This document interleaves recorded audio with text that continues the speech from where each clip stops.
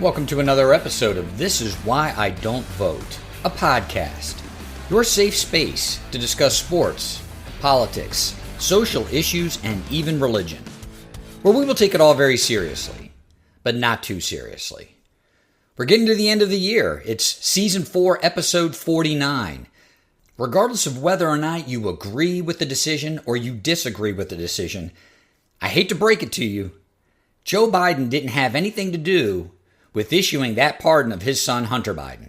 And the Lord is faithful, providing us with yet another example that there are no problems whatsoever in this country, in the United States of America, in the year of our Lord, 2024. The Hawk Tuah Girl raises $500 million in mere weeks for a digital currency with her likeness on it, only to then sell and devalue this coin, taking 95% of the money that she raised. Thank you all for listening. I do appreciate all my loyal listeners. If you're new to the podcast, please like, subscribe, thumbs up, 5-star. Send to friends and enemies far and wide.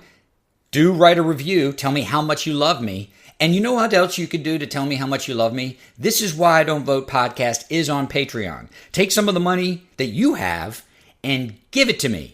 That way you can ensure that you never have to hear me read some dumbass ad or have some dumbass ad be played for you during this podcast. Off we go.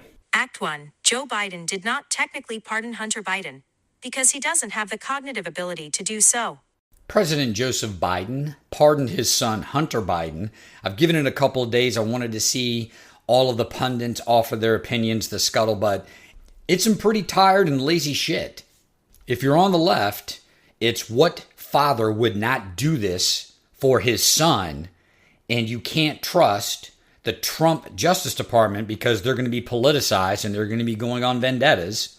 And if you're listening to the right, it's corruption, it's deviousness. A day after Thanksgiving, let's imagine a world where Joseph Biden has not pardoned his son Hunter, and we have a conversation about the acumen. Let's go with this term, the sentience of our president, Joseph Biden. What would you say, dear listener?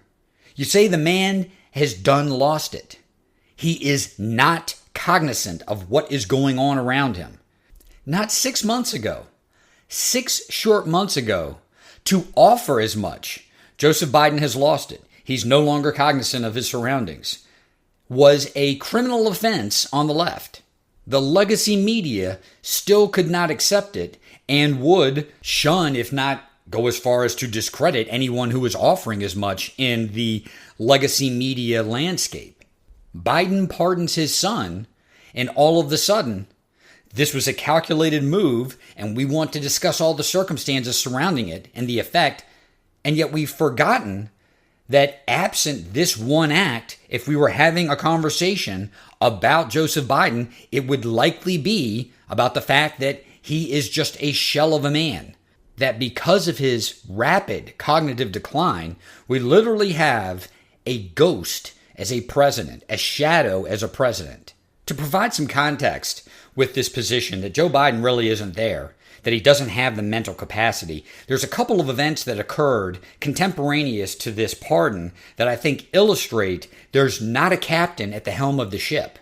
The quote-unquote rebels in Syria, and the reason why I put that term in quotes, the al-Qaeda cell that we support in Syria, yes, you heard me correctly, the United States of America, through its State Department and its military industrial complex, is supporting an al-Qaeda cell that is fighting the Bashar regime in Syria, a fight that has gone on for the last 10 years since the Obama administration. Apparently, unbeknownst to anyone in the U.S. government, namely the State Department, namely anyone in the CIA or the military, those rebels take Aleppo, one of the major cities in Syria that signals the strength of the Bashar government in Syria. These rebels go and take that city, showing the weakness of not only Bashar's government, but of Russia's influence, Iran's influence. Everybody was asleep at the wheel, so to speak, and these rebels were able to overthrow the Bashar forces, apparently very easily, and the U.S. had no idea that this was going down. Now, I'm not even going to try to pronounce these people's names. But the Prime Minister of South Korea decides to declare martial law in a attempted coup, perhaps? I don't know if that's the right term, but for all intents and purposes, he was so unpopular and was facing so much consternation from not only opposing parties in the government, he was facing opposition from his own party.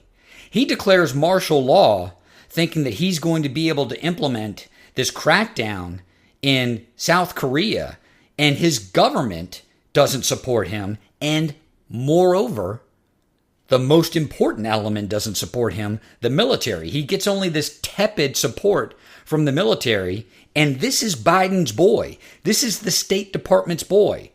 Evidently, in anticipation of imposing martial law in one of our biggest allies in that region, this prime minister doesn't think to call the U.S. State Department, anyone in the consulate, anyone at all, and just goes ahead and does it. The Biden administration was caught completely off guard. The teacher has left the classroom. The substitute has come in, and the kids are going wild. No, that's not a good analogy. The substitute doesn't even show up. You've got a classroom full of kids, and there's no parental authority whatsoever. There's no supervisory authority. And people around the world see this. Now, why do I offer all of this to you, dear listener? I don't think Jill Biden, the First Lady, has any concern with what's going on in Syria. I don't think she has any concern with what's going on in South Korea. I know Hunter Biden doesn't have any concern with what's going on in Syria, and I know Hunter Biden doesn't have any concern with what's going on in South Korea. We all just spent time with our family during the Thanksgiving holiday, and so did the Bidens. The Bidens, as a family, take off to Nantucket and spend the Thanksgiving holiday together. Now, who is running the White House on a day-to-day basis? We know it's not Joe Biden. We know he doesn't have any administrative capacity to run anything. I have opined that it's very likely Jill Biden, and now I believe Hunter Biden is exercising as much power and influence as he can through his mother. For what? There may be an aide or two in Biden's ear that he still trusts, that he's still familiar with, that in his degraded mental capacity he's still comfortable with. But if any major decision has to be made, it's probably Jill or it's probably Hunter. And here you have them both in the same place at the same time discussing an issue that Joe had said when he had a higher degree of mental capacity, I'm not going to issue this pardon for my son. So I'm not going to criticize Joe Biden at all for the issuance of this pardon of Hunter Biden. I don't think he had anything to do with it other than the acceptance that this is what his family wanted. And in looking at the statement that they were going to release, he nodded his head in approval. Let me tell a little story about Joe Biden that shows that although you may love him or you may hate him, the man has been in Washington, D.C. for 45 years. He knows how politics works. He knows how to play the game of politics. He knows when he has a strong hand. He knows when he has a weak hand. Now, does the Joe Biden of 2024 know these things? No. Let's all accept that we're not dealing with the same man that we would be dealing with in 2016 or 2020 or even 2022. And I'm not saying that in a critical way. I'm saying it in a plea of sympathy. The man has lost his mental capacity, and I think he's being propped up there by his wife and his son. Biden is in the same position as Trump is. He's trying to get our troops out of Afghanistan, and he's getting pushback from the military. And he basically looks at one of his aides and he says, we're leaving. We're pulling out. And as I talked about on this podcast, in the segment that I did about that withdrawal, because you're never going to get cooperation from the military to engage in a withdrawal like that, it's always going to be like Vietnam. It's always going to be like what it was, Afghanistan. You're never going to have a cogent, well thought out plan that's going to be executed in stages because the organization that is planning and is executing that withdrawal does not want to do it. Biden understood this well. He looked at his aide and he said, it's going to be like the fall of Saigon. It's going to be a complete disaster. It'll be all over the news for a good 30 or 40 days, and then the American people will forget about it. And he was right. He was right, dear listener. That's exactly how it happened. Biden set a drop-dead date. We're leaving by this date. It was a complete clusterfuck. The news was awful. The images were awful. And in 30, 40 days, it was completely forgotten. That's a man that realizes that giving Hunter Biden a pardon with language that had not been used in a pardon since Richard Nixon was pardoned by Gerald Ford, it's simply bad politics. As much as you may dislike Joe Biden, if you think that he, as a politically savvy operator, would offer immunity for acts undertaken and acts that may have been taken to a strange date, 11 years, it's a strangely specific date. I'm sorry, dear listener, I just don't think that Joe Biden had a lot of input into the language of that pardon. I think it was drafted by Jill Biden and by Hunter Biden in particular, who, by the way, as much as you may dislike Hunter Biden, go and look at his resume, his CV, curriculum vitae. This is a guy who has gone to some of the most prestigious schools in the United States. He's held very high positions in a number of reputable companies, that he leveraged that intelligence, that education, the power that he could wield to do corrupt things. Well, welcome to the U.S. government. You can call him a lot of things, but I think that you are playing yourself if you call him a dummy.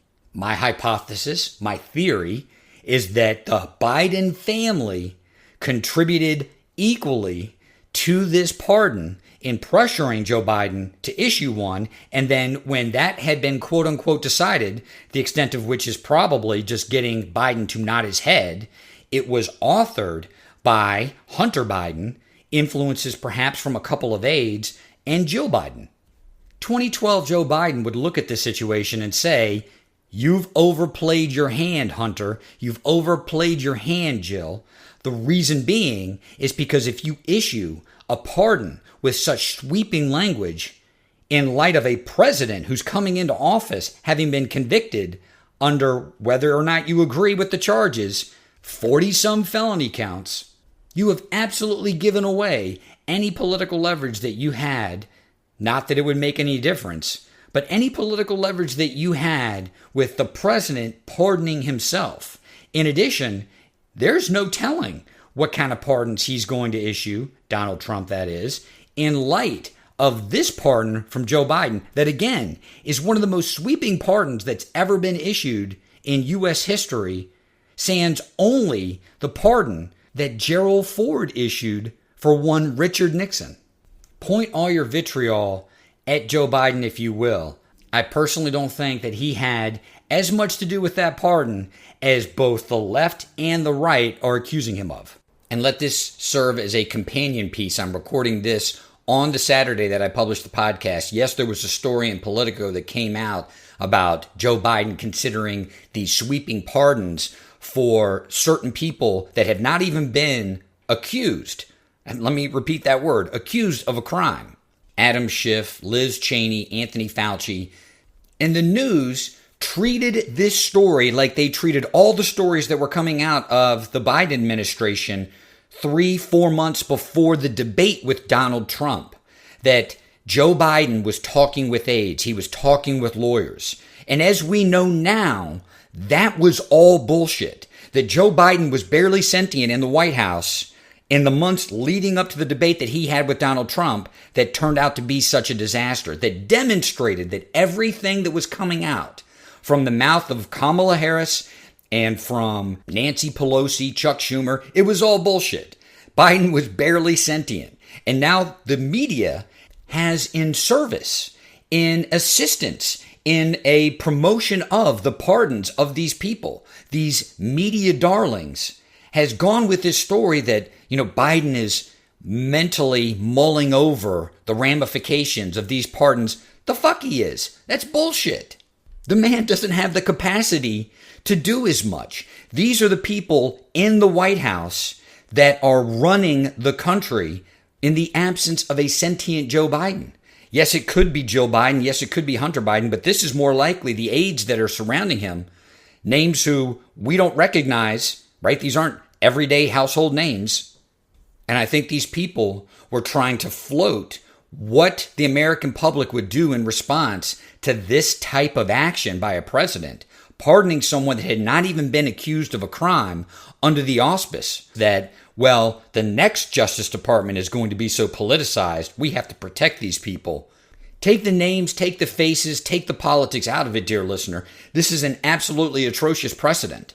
And I don't think that a sentient 2014 or 2016 Joe Biden would ever consider pardoning someone that had not been accused of a crime yet because of the precedent that it would set for future presidents, namely one that whether or not he believed it, he accused would end democracy as we know it, one Donald Trump. Would a politically savvy Joe Biden open Pandora's box to the extent that he was going to pardon people that hadn't even been accused of a crime when his successor could use the same power to pardon innumerable numbers of people? Now, this is all just talk. Do I think that Joe Biden is actually going to issue these pardons? Do I think that the shadow government that is actually running this country, because Joe Biden truly isn't there, is going to issue these pardons? No, I don't. But this Biden administration has proved particularly incompetent. And I would not put it past any of the people whose names we do not know that are actually influencing the way this government is run to make such a myopic, such a short-sighted, such a stupid decision as to try to issue pardons for some of their media darlings in light of the potential that they're going to be investigated under a Donald Trump-ran Department of Justice. In the context of looking at this from who Joe Biden was 10 years ago, 5 years ago, a year ago to today, I can't see Joe Biden being the prime mover of any of these pardons. Act 2. We really don't have any problems in this country, do we? I did a segment commenting that we really don't have any problems in this country, specific to the Taylor Swift concert tour, whereby tickets in this first row, this first cluster of seats, they're going for $4,000, $5,000 a piece. The woman sells out every one of her shows. You're going to be hard-pressed to argue to me that we've got a bunch of problems in this country, namely with inflation, namely with people saying that they can't afford things, when you've got a concert stadium full of people who've paid between $5,000 and $6,000 for a concert ticket, and the people in the top row, the cheap seats, so to speak, are dropping between $800 and $1,000. In keeping with this theme, I learned of an absurdity. I almost cannot believe that this is true. And I had to not only read it in the TikTok sphere, which is an awful place to go. It's an awful place to have to say, I sourced information on TikTok. But then I went to what I would call more legitimate media outlets. I went to the YouTube as well. This is true. What I'm about to regale you with is a true story. And again, reinforces, if not solidifies, my belief, my conviction that there are absolutely no problems whatsoever in this country in the year of our Lord 2024, leading into the year of our Lord 2025.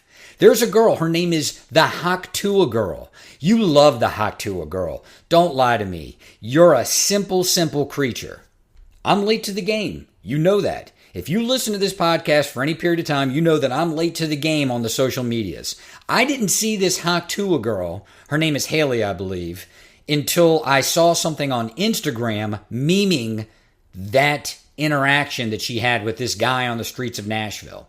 That was probably within a week of it becoming a thing. It turns out that this girl has become quite the entrepreneur, capitalizing on her 15 minutes of fame. You want to buy a t-shirt with this girl's likeness on it? You can. You want to buy a mug with this girl's likeness on it? You can. I'm sure you could buy a thermos, a child's car seat, a replacement bevel for a table saw with this girl's likeness on it. What do the kids like to say? You go, girl. You make that money. Don't hate the playa, Playa. Love the grammar in this country today. Don't hate the playa, hate the game. Well, let's talk about the game. Let's talk about the most recent game played by this girl, this Hawk Tuah girl, Miss Haley. She came out with her own meme coin. She came out with her own electronic currency. The kids will call it a meme coin. And it raised, in but a few weeks, $500 million. This girl raised, with her likeness, on an electronic or a digital currency, $500 million. Within weeks of that capital raise, this coin went from a $500 million value to $50 million. People lost 90% of their investment in a matter of mere hours. And although it is unknown how much money this girl took from that capital raise, speculation is it's roughly $50 million. Now, I don't think this girl from a small town in the middle of nowhere, Tennessee, knows well enough how to do a capital raise for what we'll call a meme coin, but I'm sure she had the right people reach out to her. She thought it was going to be a great idea. They pitched her on how much money that she could make. It was a pure pump and dump like most of these meme coins are, and they used her likeness and her popularity to raise $500 million. I don't have any doubt that there was a significant amount of money put in this girl's pocket, but she may not have understood this entire endeavor is just a pump and dump. It's just using you, Hawk Tuah girl, to raise this money, create this atmosphere, and then we're going to bilk as much money as we can from people, siphon it off by selling these coins while we're pitching to other people to invest, crashing the value, and then walking away. I came to this story partly because I saw something on TikTok, but I saw something on TikTok because it was a solicitation. If you are an investor in this Hawk Tuah meme coin, it was from a law firm. Reach out to us because it's obvious they're trying to put together some sort of civil suit or a class action to go after her for all of this lost money. Frankly, I don't care about the efficacy of whether or not meme coins fit into the overall electronic currency landscape. I don't care about digital currency as the point of this story. This girl was able to raise $500 million in a matter of weeks over something that is inherently stupid.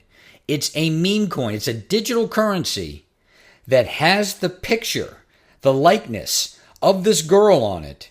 People invested their life savings. They invested $5, $10, $15, $20,000, all the money that they had in the world in this meme coin. I've heard a couple of defenses for people who have done this, that things in this country are so dire, that people are so desperate, that they're looking for anything that they can to kind of hit that home run from where they believe themselves to be, this place of utter desperation, of hopelessness. They want to hit that home run into the middle class or the upper middle class. I don't buy this at all. I think it's absolute and total nonsense. And I don't buy it because I don't believe that this is the most desperate time that this country's ever faced. It's a narrative that sells. It's going to sell on social media. It's going to sell on legacy media. It's going to sell on the 24-hour news networks. But it simply isn't true. I believe what is more likely is that there are too many people who are buying into the influencer atmosphere of I can just go out and make videos on social media and make millions of dollars a year. And then when that doesn't work, I'm fresh out of ideas. I don't know what else I could do with my life to provide any kind of value to warrant earning a salary to include me or keep me in the middle or upper middle class. I cannot stress this enough. How can we sit here and act as if we're living in the most desperate times that have ever occurred throughout the course of human history based on whether or not you agree with a presidential election or you agree with some social issue that's going on in the United States or in the Western world or on planet Earth. And then be made aware of the fact that there are enough people out there that someone like the Hawk Tuah Girl can raise $500 million on some meme coin in a matter of weeks and then steal all of that money, whether it was her partners, whether or not it was her, whether or not anybody else was complicit. You have people paying $4,000, $5,000, $6,000 to go see a Taylor Swift concert. Fine, I'll accept all of it. We live in a capitalistic society. People can make choices. They can live with the consequences of their choices, but don't then turn around and tell me that everything is going to shit in the United States. This is the land of milk and honey. We don't have any problems. We have too much money, and we think somehow that by having more money or more possessions, we're going to feel better about anything in our lives or anything that's going on in our community or in our society in general. That's not the answer. If we have any problems in this country, they're psychological, they're emotional, and they are internal. You'll never convince me that we have dire straits to navigate as Americans in the year of our Lord 2024, and then watch many of the same people spend $2,600 on a ticket to a Taylor Swift concert and then give $5,000 to the Hawk Tuah Girl to obtain part of her meme coin. And in the same breath that they do these things, turn around and tell me, we really need to make changes to the role of government in serving 21st century society. Be patient, dear listener. Listen to the people that are complaining. Listen to the people that are offering all these judgments. Be open, because they're going to reveal to you the scope of all of the things that they not only believe in, but that they will act on. And then you can look at the gamut, at the totality, and consider to yourself, what kind of fucking idiot am I allowing to influence me? This is Why I Don't Vote, a podcast.